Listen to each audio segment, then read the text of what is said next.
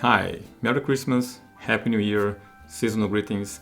On the spirit of Christmas, I want to share with you guys my very first course, so the first three recordings of my very first course on economical cycles. Because it is the end of the year, it is approaching, I decided to look back at my very first courses and I see that information on that course is very relevant, especially because we may be approaching a great recession or a depression.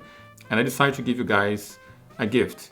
And that gift is my 2 or 3 first classes on the economical cycles. Those classes are going to be available to you guys for free on YouTube because I'm just also making a new course that's going to be launched next year on Easter. And because I'm making a new course, I decided to share with you guys the old course. The information is going to be pretty much the same. Of course, I'm going to change the delivery. I'm going to improve the delivery, but here is for you guys my very first course on economical cycles.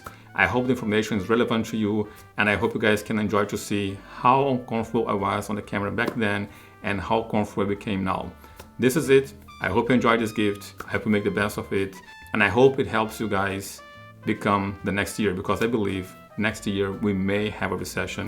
And if you do not agree with me, please let me know that on the comments below. And if you do agree, let me know. Also, give me some feedback on the course and how can I improve the new one. This is it for now. See you guys in the next video. And once again, Merry Christmas and Happy New Year to all of you. All right, where are we in terms of economical cycles? Is the beginning of the boom? Is the end of the boom and close to the bust? Are we in the beginning of the recession or towards the bottom of the recession? Questions such as these are questions that you're going to be able to answer after watching this video. So without any further ado, let's go straight into the video. All right, so here we have to make a big disclaimer before moving forward. Once we start to interact with our content, nothing that we produce in any platforms has to be considered financial or tax advice. So with that being said, let's go back to the presentation. Welcome to the Crypto Vagabonds Academy. Today we're going to be talking about the economical cycles part 2. Now, on the first part, we saw the things mentioned here, such as what the economical cycles are, good liquidity, nominal assets, the entire list. If you have no idea of the content of those lists, please go back to our previous video, watch that, and then come back to this one. You will need to know a little bit of those things before we go forward to this video. So here we have economical cycles, 4 phases: expansion, peak, recession, and recovery. The question is how to find out how far we are to the crisis or how far into the recession we are. So that's the big question: how to know where we are on those cycle. And the best way to find out is ask the economists. And we did ask the economists. We asked those 3 economists where we are, and we received 3 different answers. So those are the 3 economists that you can see. They're very serious economists. They have money on their table, and they gave us different answers. And the reason why we got different answers is because we asked them at different time. Now, when the entire planet, or not entire, but basically the world economy was in a collapse for the crisis of 2008, Brazil was in the boom. And the economists made a prediction, and then 2013, they made a different prediction, and by 2016, which was the bottom of the Brazilian crisis, Brazil was on SOS. So those are 3 covers with the Christ Redeemer to give an idea that the economists, they predict one thing and then they may be wrong. So let's go to the first cover. On the first cover, Brazil takes off, and forecast varies, but sometime in the decade after 2014, rather sooner than Goldman Sachs envisioned, Brazil is likely to become the world's 5th largest economy, overtaking Brazil and France. So beautiful. 2009, the economists basically affirmed that Brazil was going to overtake Britain and France in terms of economic growth. They were having very positive views for Brazil, and of course, they were not the only ones. If you look at the National magazine in August 2010, the same thing.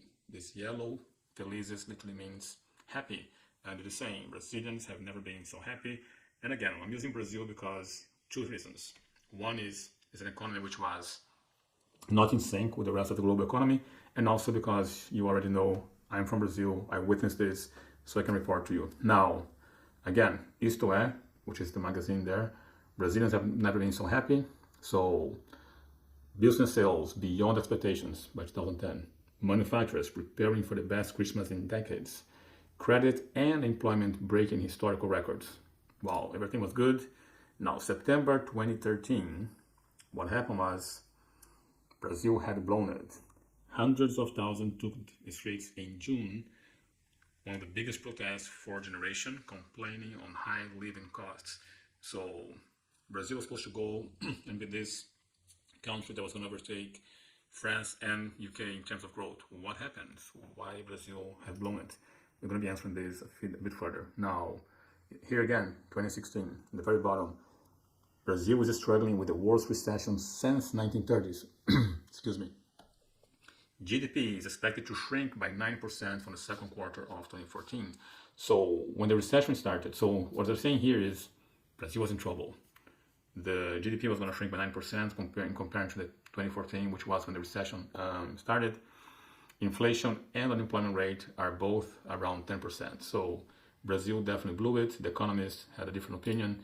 And here's where we were on terms of expansion, recession, and recovery, and when those magazines are published. So this graph lets you guys see where we were. And of course, 2016, we have here the beginning of the recovery. So we're going to be looking at indicators instead of just asking to the economist. As you can see, asking to the economist can give you different answers at different time. So we're going to be providing you now not covers of magazines, but actual indicators to determine the precise timing. Of course, it's impossible. We're not going to be able to determine that, but we can spot how close we are to the top or to the bottom. So it's important for you to know that the precise timing, no one can do it. So the first indicator I'm going to be giving to you is interest rates. So this arrow lets you know where interest rates would be in different points of the cycle. So as you can see, when the interest rate is really low, we are normally at the end of the recession, and things are going to start to go back up again. Then interest rates going parallel, not going too much up. That means we're going a little bit higher. And once we start to go to the peak, you can see interest rates going up and going up really hard on the peak of the recession. Then it starts to go parallel again and start to go down. So this graph kind of, and again, this is interest rates on a very healthy economy, not on the economy of central banks. So central bank kind of blur this vision, but normally the real rates, the real interest rates would be abiding this rule. So here's a graph where you can see as interest rates goes really up, inflation goes down. As price starts to go up, interest rate has to go up. And then once interest rates go higher, the inflation starts to go back up, but down, and then interest rates goes down again. So this is just for you to see how in parallel interest rate goes up, inflation comes down, and so on. So interest rates cause inflation to come down. So we're going to divide indicators of today in different categories. First, time. We're going to talk about those indicators which antecede, which is before the crisis, those that coincide with the crisis, and those who are delayed to the crisis.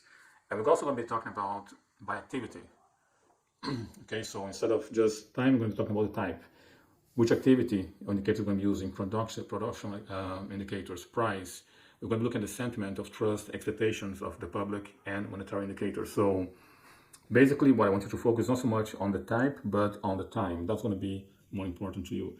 So we're going to try to give indicators that antecede the crisis, which just before the crisis they start to give sign, those that coincide with the crisis, and those that come after the crisis. So here we go. When we're talking about Brazil taking off, this is the Brazilian GDP, and this is where the magazine The Economist say everything was going to be fine. It was at the very beginning of the takeoff, the very beginning of the expansion, the very bottom of the recession.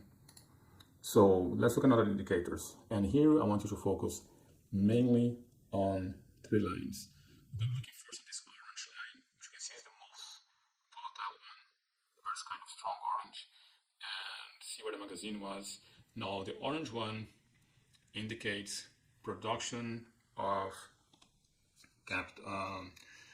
production of means of production. I think that's the best way to put it. So how much new means of production are being manufactured, such as, for instance, tractors for farms is a good mean of production, machines that lays pavement, machinery for the industry. So the means of production, this is the orange line, and it's the very volatile one, because It needs to produce that which it needs to produce on the economy. So this one precedes the recession. As you can see here, on the bottom of the recession, which is for most of the economy, you can see by the means of production, they're already going up, right? So we're going to go back into the other graph so you can see it. So this is the very bottom of the recession. However, it is already almost on the peak of the means of production. So you can see that the orange line was already going up before the economy reached the bottom. So that is one line that I want you to pay attention to. Another line I'd like you to pay attention is the blue line.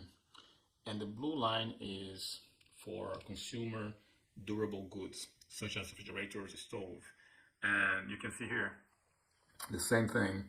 It was already at its peak when the economy was declared to be in the recession. So this is one of those indicators that precedes. So you can see here, 2009, 2008 was at the very bottom between 2008 and 2009, which was the crisis on the world, but not the crisis for Brazil. It started to go up between 2008 and 2009. And I'm going to go back again to the graph. You can see it's right here. 2008, 2009 is the bottom for the GDP. However, it's not the bottom, but it's going up for the production of means of production and for the production of the durable goods such as refrigerators and stove.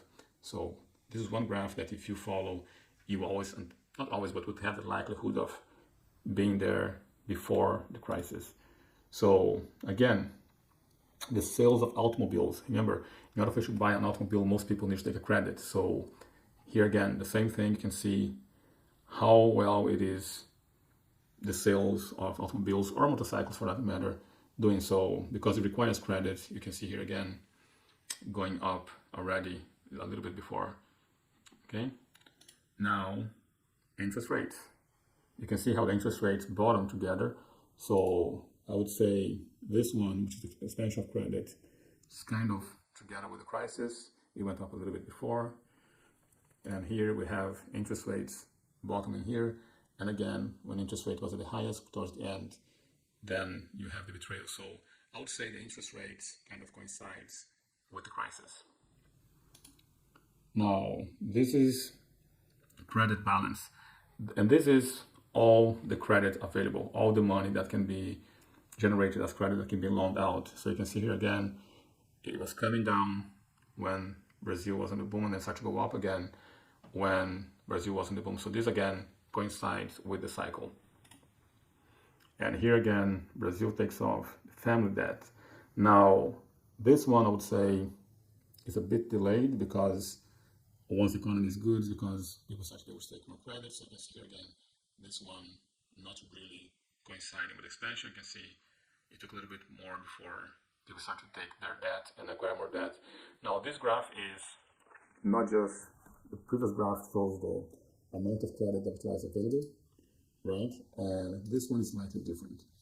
This one is actually how much percent of the household income is committed. It is non-negotiable, delegated to be paying debt. So you take the family income, let's say if it is $1,000, and then let's say $200 is what the family owed that has to be paid to service the debt. That is what the graph is showing. So here, you can see in 2008, 2009, that was around 19% to 20%. Now, one thing which is important for you to notice is that this is the Brazilian number. In the first row in countries like the US, which have an idea, 16% is what triggered the crisis of 2008. So different countries have different standards.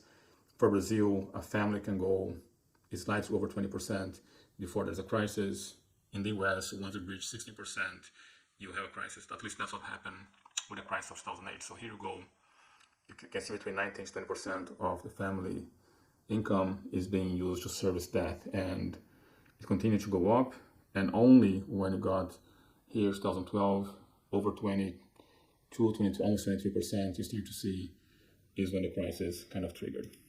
So another indicator is going to be using now is market feelings. How are the producers, how are the consumers feeling towards the market? What is the level of confidence towards the market? So again, we asked the economists, and we have two different covers. You can see here February 2015, the economist putting Brazil as stuck in the mud. And then we see here January 2016, Dilma with a very depressing face looking down. We caused the recession. We are at the bottom of it. So again, you can see the magazine here. saying the Brazil takes off on the very bottom. This one again, saying the very bottom of the Brazilian GDP. Now, let's look at the consumer trust, right? So the consumer trust was kind of very low. I'm going to say here the Brazil is going to be taking off and then it started to go up. So again, it was at the very bottom the same way as the recession. Now you can see also the consumer trust went down to a very low on 2016 at the bottom of the recession, and then it started to go back up again. So I would say that this coincides with, and again, the question is, how can we invest? So again, the graph of interest rates for inflation. So how to invest in different phases of the recession. Excuse me. How to invest. So the question again is, how do we invest? How to know when to invest on what? So again, this is the graph of interest rates going up and inflation, but how we're going to be able to invest. So again, you see here in 2016, at the bottom of the recession, you can see that bonds did really well.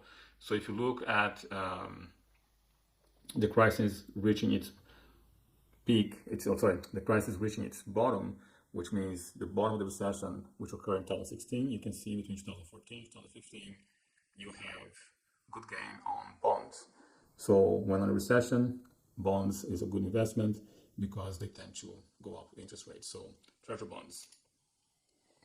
You can see here again, at the very bottom of the recession, if you acquire treasury bonds, look how much higher they went, right? So at the bottom of the recession, when everything is going bad, you can get bonds. And then again, we're going to be looking at the construction. And what I want you to pay attention on this graph is that the blue line is the GDP, and the darker blue, which is this one, is the amount, the value for the stocks or shares on construction companies.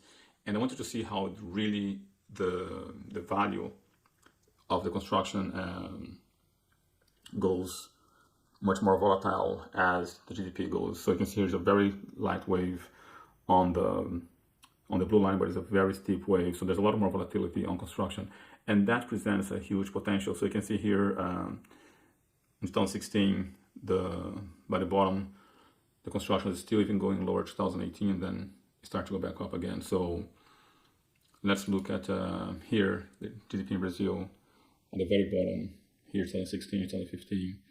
And when you look at the graph here, 2015, I'm going to go back to the graph so you can pay attention.